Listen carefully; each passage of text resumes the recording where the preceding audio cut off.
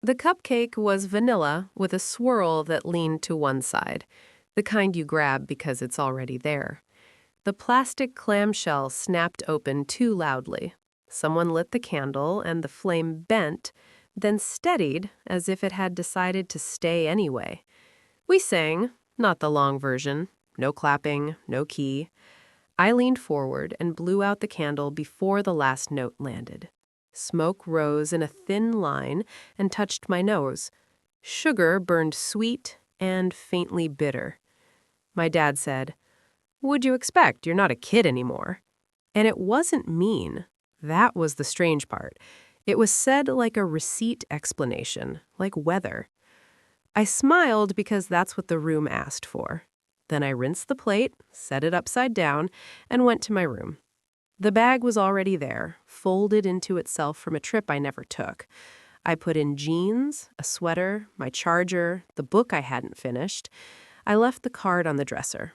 The pen marks of everyone's name were different sizes, crowded into the bottom corner, as if they'd run out of space and time at once. My brother's birthday from last year drifted in. Not the spectacle, but the way the effort had arrived early. The group chat buzzed for weeks. Reservations, playlists, an itinerary. He'd been surprised in the driveway by a bus that hummed and pulsed and promised movement. No one had told him not to expect anything, because expectations were treated as a gift you earn by existing. I didn't say goodbye. I didn't make a point of it. I just closed the door softly so it wouldn't thud and turn into a scene. Outside, the air was cooler than I thought it would be, the kind that clears your head without asking permission. I drove until the familiar thinned. A hotel on the edge of town had a vacancy and a lobby that smelled like carpet cleaner and lemon. The clerk asked if it was for business or pleasure. I said neither. He nodded like that was an option he recognized. In the room, I sat on the edge of the bed and waited for something dramatic to arrive. Relief, anger, courage. Mostly there was quiet. The phone buzzed once. My sister, of moms, crying. "Where are you?" I typed, erased, typed again. Finally, "I'm safe. I need a day." I put the phone face down. The next morning, I woke early and went to the coffee machine in the hall. The paper cups were thin. The coffee was strong enough to make up for it.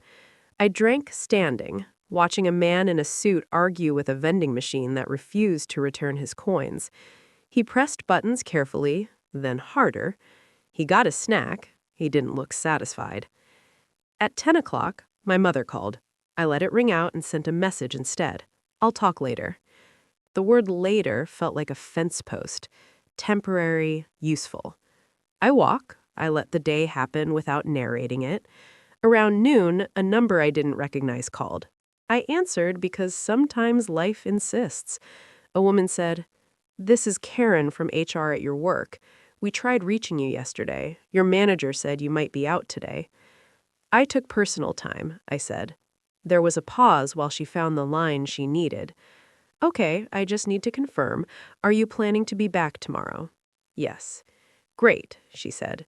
"We had a concern because your emergency contact called the office." The words landed one by one. My what? She was worried, Karen said gently, and I could hear the rules behind her voice, the ones that exist so worry doesn't turn into policy. We assured her you're an adult and that we can't share details. I just wanted to check in and document that you're safe. Document, adult, safe. The sentence closed a door I hadn't known was open. After the call, my phone buzzed again. This time, my sister sent a longer message, paragraphs broken by apologies and explanations that weren't quite either. "Dad didn't mean it like that. Mom feels terrible. Please just come home so we can talk." I sat on the bed and felt the absence of urgency. Not numbness, something cleaner. A sense that the conversation could wait because I had proof now that my absence had weight. Someone outside the family had noticed and responded in a way that didn't ask me to shrink. I didn't go home that night. I ordered soup and watched a show I wouldn't remember. I slept. The next morning I called my mother. She cried quietly, like she was trying not to disturb anyone. She said she hadn't realized. She said she thought I didn't mind. She said we didn't know you wanted more. I didn't want more, I said, and meant it. I wanted to be considered.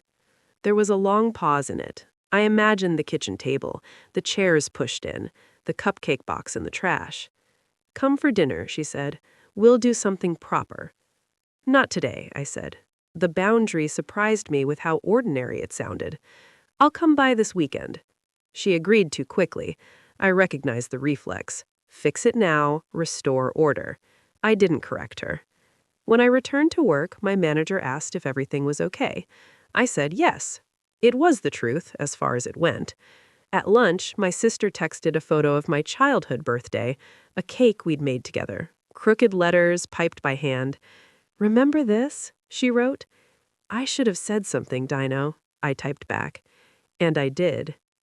That weekend, I went home with a loaf of bread from a bakery near the hotel. It was still warm. The house looked the same. The difference was subtle, a watchfulness, like furniture that's been moved an inch and everyone pretends not to notice. We ate. We talked about safe things. After, my dad cleared his throat. "I didn't think it mattered," he said. He didn't apologize. He didn't defend himself either. It was a statement of fact offered for revision.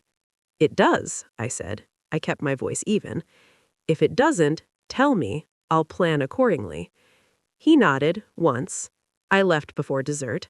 There was no drama about it. My sister hugged me longer than usual. My mother pressed leftovers into my hands like a peace offering. In the car, I felt steady. Or not healed. That felt honest. On my next birthday, there was no party bus. There was a dinner reservation made in advance.